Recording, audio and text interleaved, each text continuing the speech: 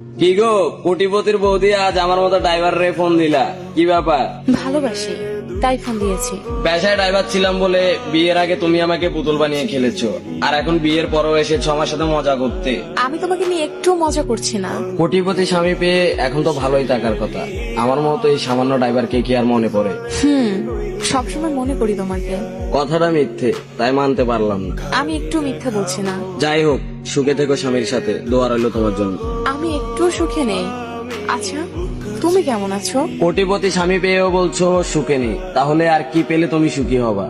যাই হোক, আর আমার কথা বলছো, তুমি তো জানো তুমি চলে যাওয়ার পর আমি কেমন থাকি, ঠিক তেমনই আছি। ভালো লাগছে না আমার। সত্যি করে বলো না, কেমন আছো? আমি কি কখনো তোমার সাথে মিথ্যে কথা বলেছি? না। মাদকটা হাতে নিয়ে নিকোটিনে নিজেকে পুড়িয়ে অনেকটাই ভালো আছি। তুমি ওইসব কবে থেকে খাও? তুমি চলে যাওয়ার পর বেঁচে থাকার ইচ্ছাটাই মরে গেছে। ভাবলাম আত্মহত্যা মহাপাপ, বেঁচে তো থাকতে হবে।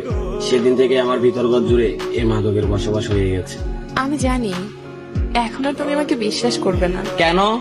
নিজের থেকেও তো বেশি বিশ্বাস করেছিলাম আমি তোমাকে, তাহলে আজ কিভাবে বললাম আমি তোমাকে বিশ্বাস করব না? তুমি কি আমাকে এখনো ভালোবাসো? এখন কি আমাকে বিয়ে করতে চাও? একসময় বাসতাম, এখন আর বাসিনি, কারণ এখন ভালোবাসাটা কখনোই সম্ভব না।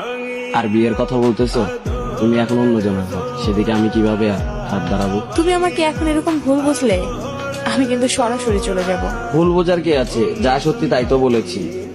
আর চলে যাওয়ার কথা বলছো, তুমি চাইলে এখন চলে যাইতে পারো, কারণ তোমাকে আটকে রাখার ক্ষমতা বা অধিকার কোনোটাই আর এখন আমার নেই।